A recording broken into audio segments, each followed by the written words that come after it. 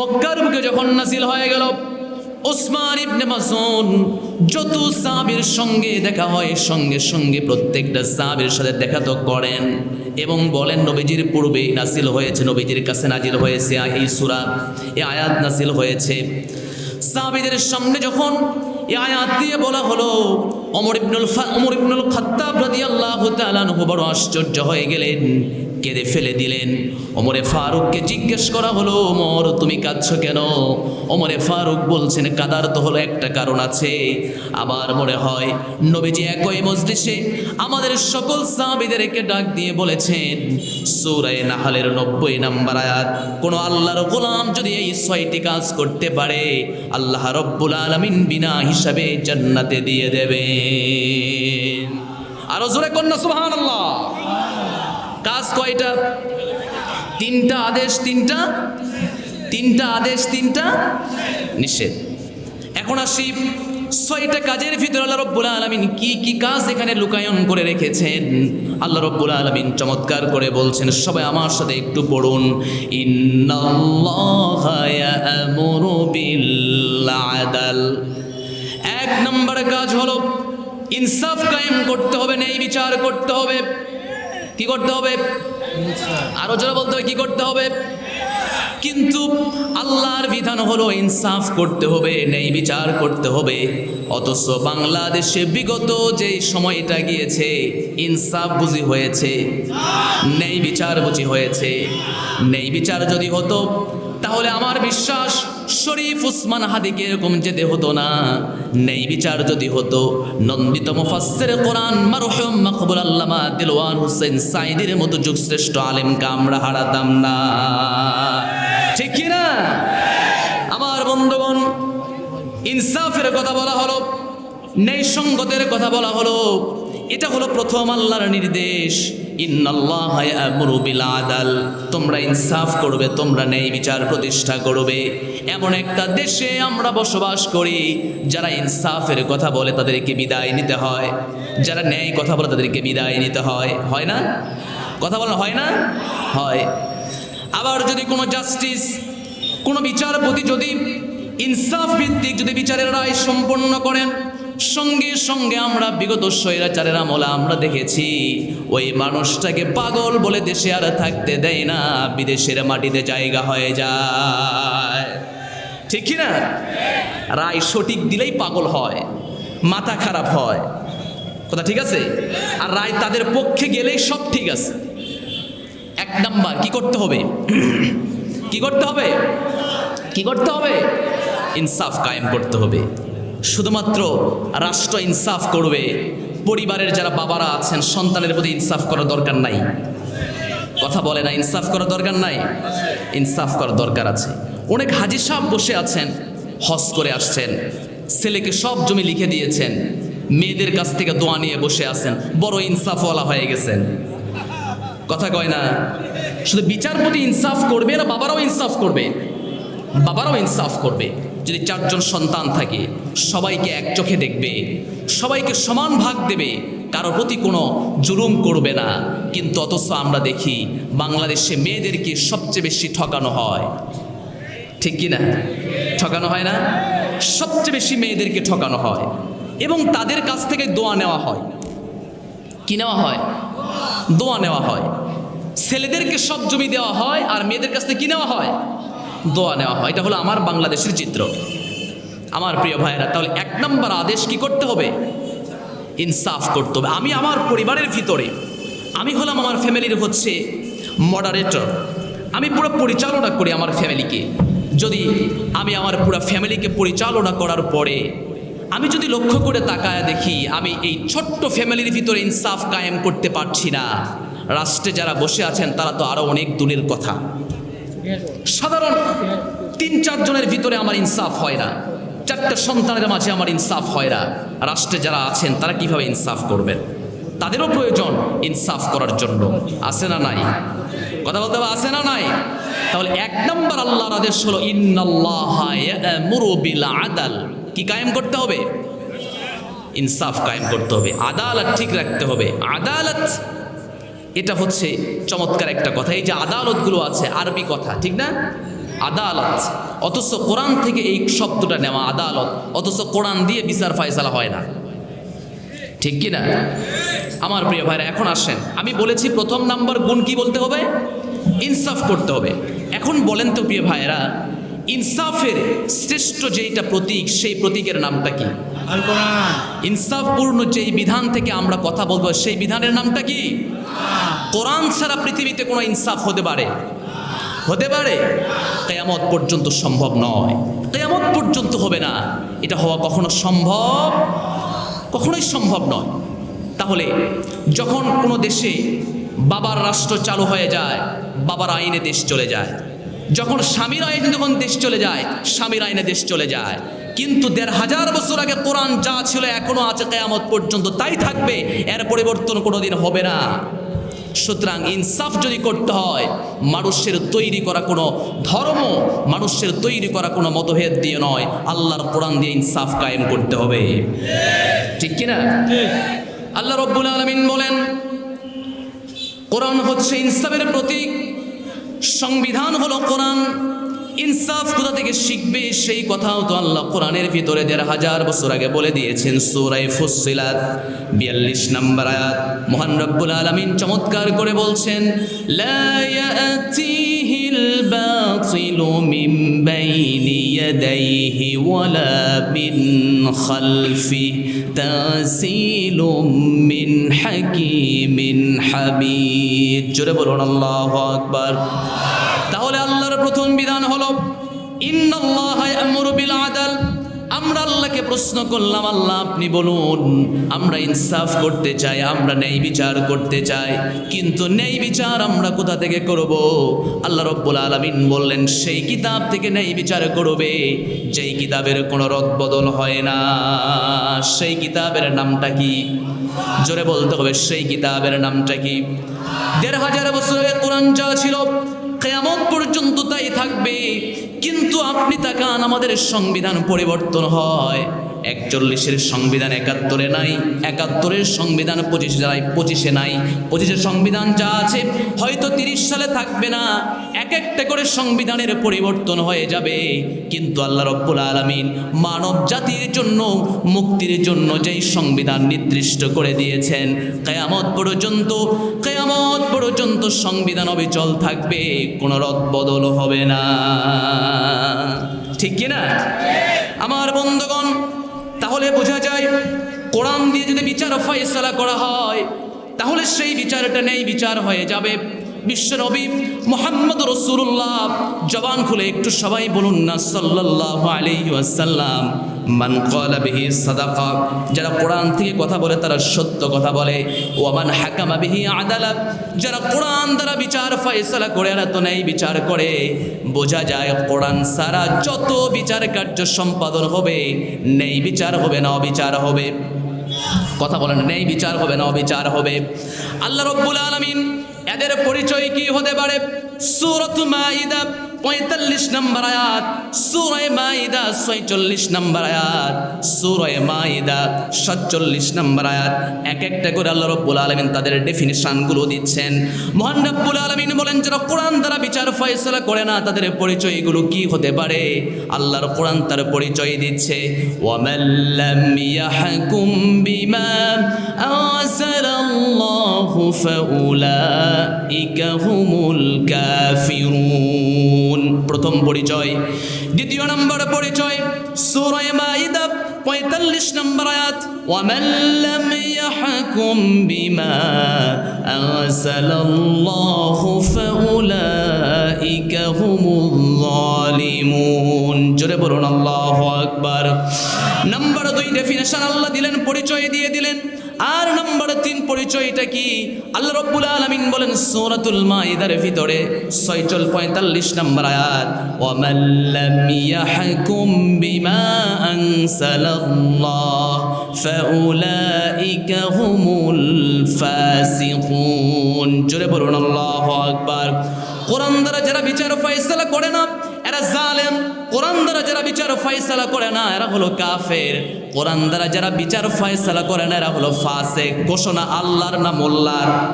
জোরে বলতে হবে, ঘোষণা আল্লাহর না মোল্লার? কথা ঠিক আছে তো? তাহলে ইনসাফ পূর্ণ কিতাব দিয়ে ইনসাফ বিচার হবে। আমার প্রিয় ভাইয়েরা, দীর্ঘ সময় আমরা দেখেছি বিচারের কার্য সম্পাদন বাংলাদেশে হয়ে যায়, কিন্তু ইনসাফ কোনো পায় না, ন্যায় বিচার পায় না।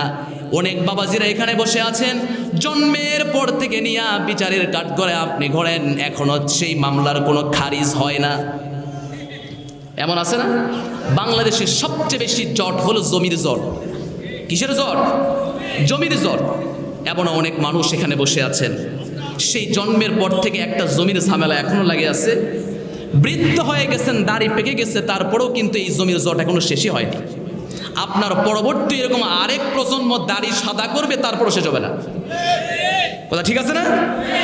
আমার প্রিয় ভাইয়েরা, ইনসাফ যদি বিচার যদি বাংলাদেশে কায়েম হয়ে যেত, বাংলাদেশ সুশাসন প্রতিষ্ঠিত হয়ে যেত, মানুষ সহজে এখানে কেউ কোনো অন্যায় করতে পারতো না, অবিচার করতে পারতো না, একটা মেয়েকে নিয়ে কেউ বাজে উত্তক্ত করতে পারতো না, সমাজে শান্তি ফিরে আসতো। কারণ তারা জানতো যে এখানে ন্যায় বিচার প্রতিষ্ঠা হয়ে যায়। যখনই আমি কোনো অন্যায় করব, আমার বিরুদ্ধে বিচার চলে আসবে, আমার বিরুদ্ধে রায় চলে আসবে। কিন্তু আমরা দেখি বিরুদ্ধে কার রায় দেবে? যাদের বিরুদ্ধে রায় দেবে তারাই সবচেয়ে বড় মূল হোতা, ঠিক কি না? আমার প্রিয় ভাইয়েরা, তাহলে বিচার কার্য সম্পাদন করতে হবে কোথা থেকে? আল্লাহ রাব্বুল আলামিন বললেন, ওই কিতাব থেকে করো, লা ইয়াতিহিল বাতিল মিন বাইনি ইয়াদাইহি ওয়ালা মিন খালফি। ওই কিতাব থেকে করবে যেই কিতাবের ডান দিক থেকে, বাম দিক থেকে, সামনে পেছন থেকে ঢুকানোর মতো কোনো সাহস নাই, কিয়ামত পর্যন্ত ঢুকবেও না। যেই ক্ষমতায় যাক না কেন, সংবিধান পরিবর্তন হয়ে যায়, আল্লাহর সংবিধান পরিবর্তন হয়। তাহলে এটা এমন কিতাব, যেই কিতাব পূর্বে যে রায় দিয়েছে পরবর্তী একই রায় দিবে। এটাই তো ইনসাফপূর্ণ কিতাব এবং ইনসাফপূর্ণ রায় হতে পারে, ঠিক কিনা? একজন বিচারক এরকম বিচার কার্য বসে, এরকম চেয়ারে বসে বিচার করতে চায়, কিন্তু বিচার করতে পারে না। 3 কারণে করতে পারে না। বলেন তো কয় কারণে? আমার আলোচনা কি বুঝতেছেন আপনারা? আমার আলোচনা কি বোঝা যায়? কয় কারণে বিচার করতে পারে না? 3 কারণে বিচার করতে পারে না। আমি কোরআন থেকেই কথা বলছি। একজন বিচারক ন্যায় বিচার করতে চায়, কিন্তু বাধা হয়ে যায় 3 শ্রেণীর মানুষ। 3 শ্রেণীর মানুষ। বলেন তো কয় শ্রেণী? কয় শ্রেণীর? 1 নাম্বার আত্মীয়তা। সবাই বলেন 1 নাম্বার। আরো জোরে বলতে হবে 1 নাম্বার। 2 নাম্বার মানে ধনী গরিবের পার্থক্যতা। 2 নাম্বার কি? 3 নাম্বার হলো দলীয়তা। 3 নাম্বার কি? এখন বাংলাদেশের দিকে তাকান।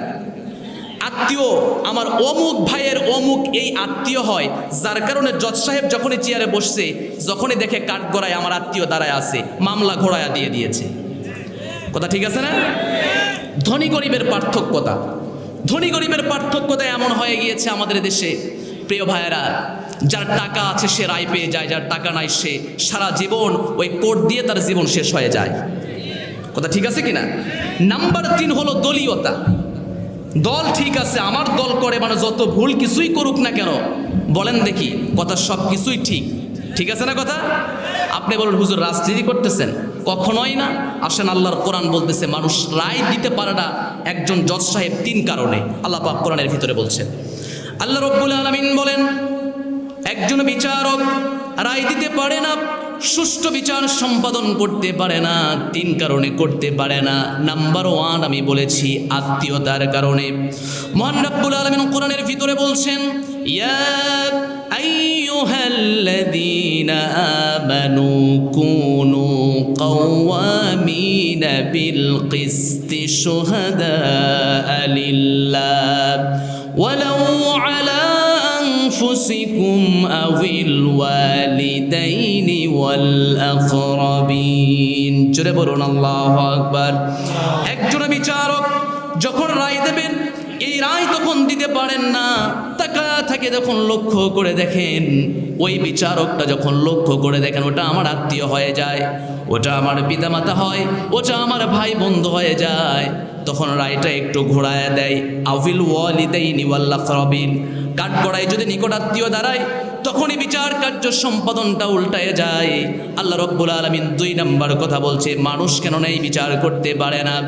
মহান রাব্বুল আলামিন বলেন, ইয়াকুন গানিয়ান আও ফাকিরান ফাল্লাহু আউলা বিহিমা। ধনী এবং গরিবের পার্থক্যতা মানুষকে নেই বিচার থেকে দূরে থাকে। এজন্য আমরা লক্ষ্য করে দেখেছি ধনীরা বিচার পেয়ে যায় কিন্তু গরিবরা বিচার পায় না। কথা বলেন না কেন? ধনীরা সব কিছু আগে আগে পারে কিন্তু গরিবরা পারে না, যার বাস্তব প্রমাণ হলো আইডি কার্ড। কথা বলেন না? পাওয়ার আছে। আমি তো অনেক সময় আইডি কার্ড জমা দিয়েও 7 মাস করে, এমন যুবক মনে হয় নাই। আইডি কার্ড এত বড় একটা ভুল, নাম দিয়ে আসছেন আনোয়ার, নাম হয়ে গেছে জানোয়ার, ভুল করছে ওরা, তারপরেও 7 মাস করেন। কথা বলে না? কথা বলে না? এত বড় ভুল করছে, নাম আছে কি, লিখছে কি এই জানোয়ার লেখার পরেও, তারপরেও দেখেন যে 7 মাস আপনাকে ঘুরায় নিচ্ছে। অথচ আমরা দেখতেছি পাওয়ার থাকলে কি হয় আর ধনী গরিব হলে কি হয়, 7 দিনে অনেকের আইডি কার্ড হয়ে যায়। কথা বলে না? কথা মনে হয় বোঝেন না আপনারা। গরিবের পার্থক্য, যার টাকা আছে সে রায় পেয়ে যাচ্ছে টাকা দিয়ে। ইয়াকুন গানিয়ান আও ফাকিরান ফাল্লাহু আউলা বিহিমা। আল্লাহ বলছে একটা কথা, যে যার টাকা আছে সে রায় পেয়ে যায়, আর যার টাকা নাই সে কি পায় না, রায় পায় না। নাম্বার 3 আল্লাহ রাব্বুল আলামিন কি বলছে? দলীয়তা। আল্লাহ রাব্বুল আলামিন বলেন ওয়ালা ইয়াজরিমান্নাকুম শানানু কওমিন আলা আল্লা তা'দিলু ই'দিলু হুয়া আকরাবু লিত্তাকওয়া। জোরে বলুন আল্লাহু আকবার। নাম্বার 3 হলো কোন সম্প্রদায়ের বিদ্বেষ যেন তোমাদেরকে ন্যায় বিচার থেকে ফারেক করে না রাখে। কোন সম্প্রদায়ের প্রতি বিদ্বেষ তোমার আছে, আরে আমারও দল করে না, আমার সাথে চলে না, একসাথে চলাফেরা নাই, অন্য দল করে কিন্তু নির্দোষ রয়েছে।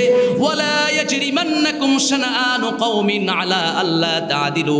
এমন কোন বিদ্বেষমূলক কোন সম্প্রদায়ের প্রতি কাজ করা যাবে না, অন্যায় হয় নাই তারপরও দোষ চাপিয়ে দেওয়া যাবে না। তাহলে মানুষ নেই বিচার করতে পারে না, কয় কারণ? বলতে হবে কয় কারণ?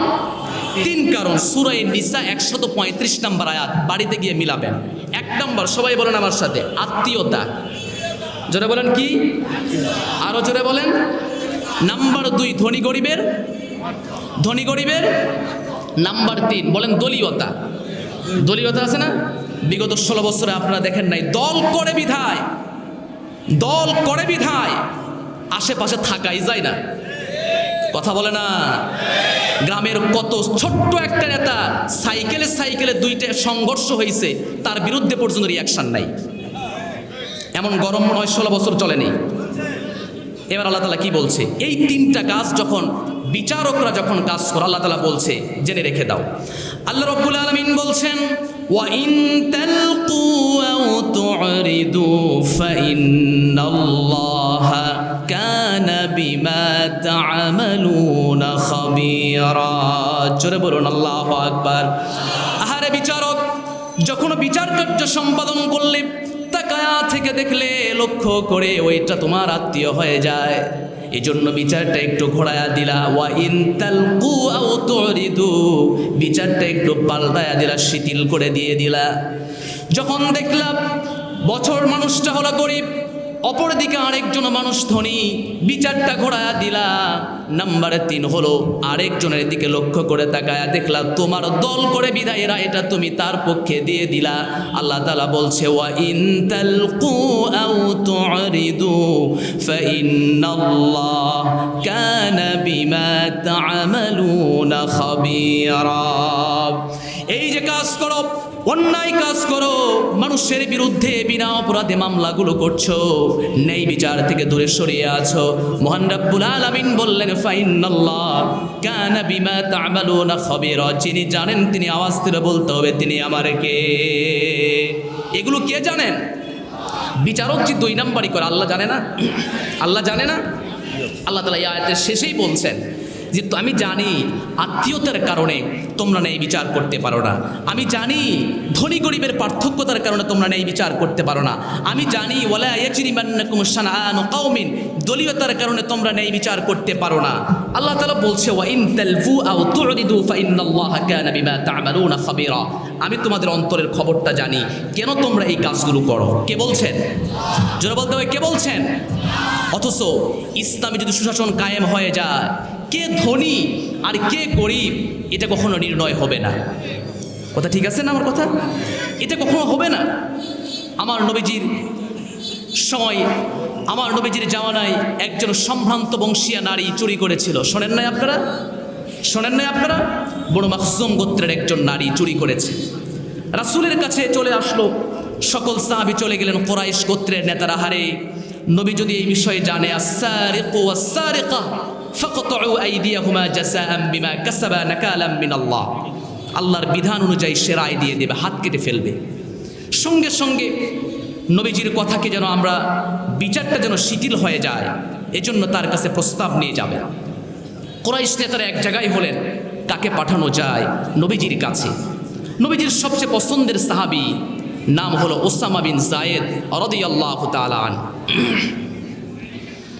নবীজির সাহাবী ওসামা বিন যায়েদের কাছে চলে গেলেন।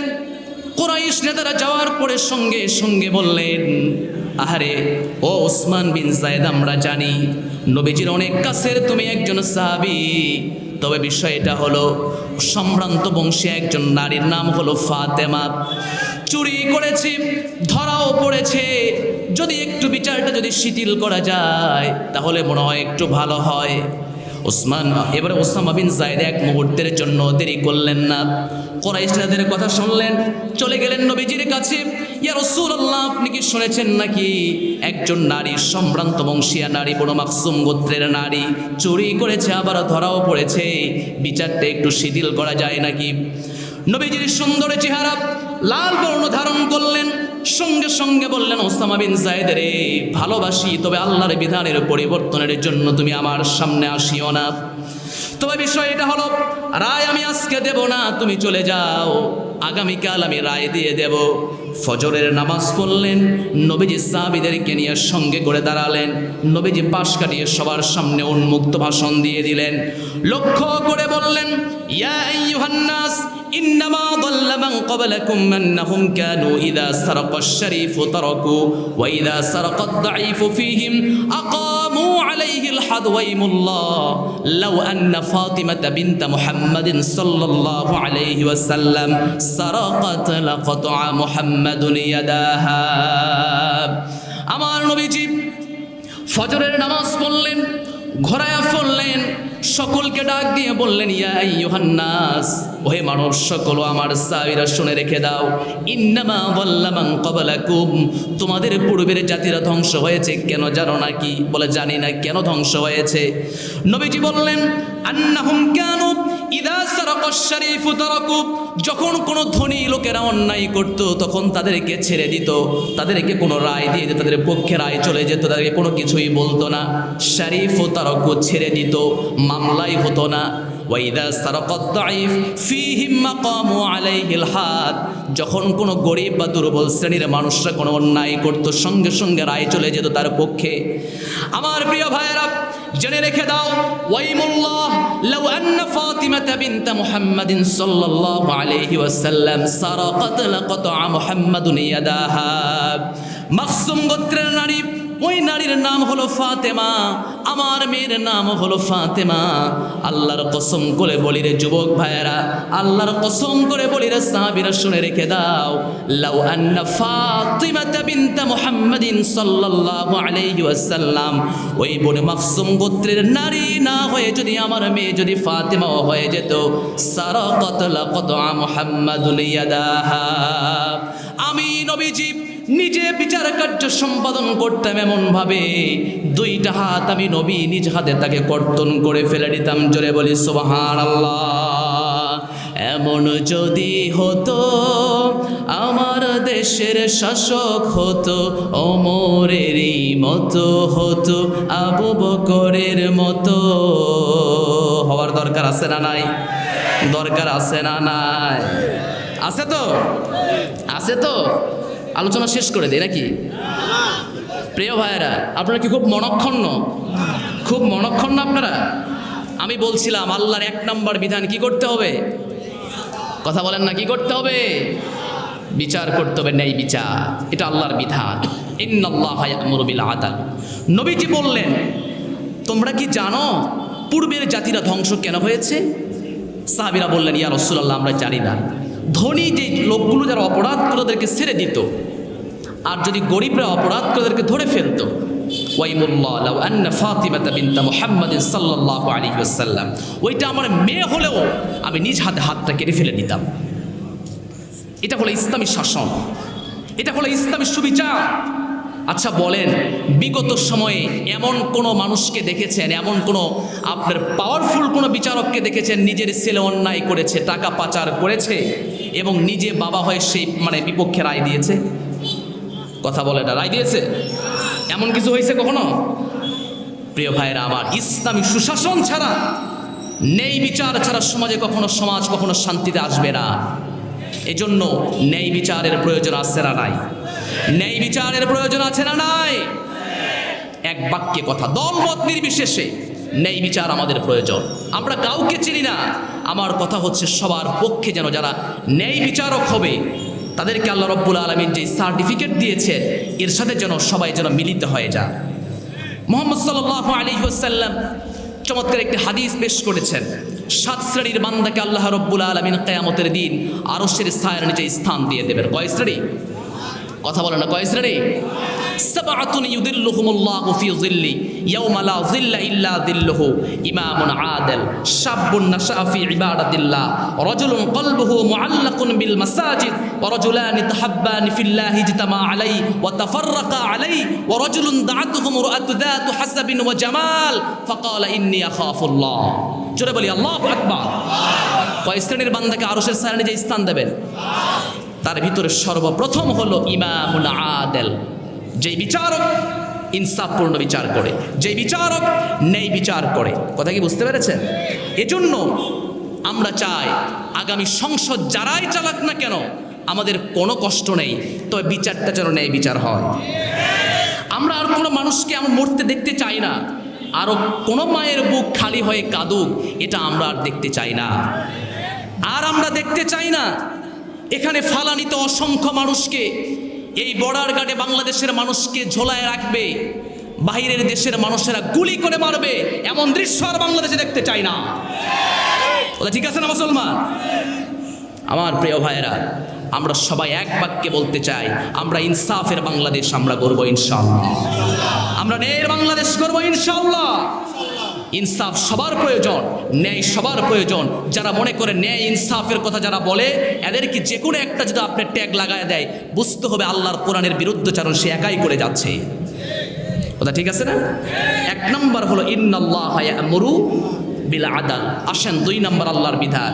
আল্লাহ রাব্বুল আলামিন বলছেন ইয়া'মুরু বিল আদলি ওয়াল ইহসান, মানুষের প্রতি সদাচরণ করতে হবে, ভালো ব্যবহার করতে হবে। সদাচরণের ব্যাখ্যা হলো 2টা। ইমাম কুরতুবী রাহিমাহুল্লাহ তার প্রথম ব্যাখ্যা দিচ্ছেন কোথা থেকে? আল্লাহ রাব্বুল আলামিন বলছেন, আল্লাহ রাব্বুল আলামিন বলেন সূরা নাহল 90 নম্বর আয়াতের 2 নম্বরে যেই গুণ একজন মুমিনের জন্য বড় প্রয়োজন, সেই গুণটা হলো ইহসান। সেই গুণের নামটা কি? কথা বলে না, সেই গুণের নামটা কি? সেই গুণের নামটা হলো ইহসান।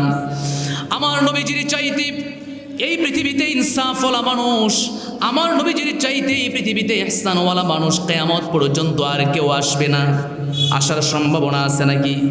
কথা বলেন না কেন, আছে নাকি?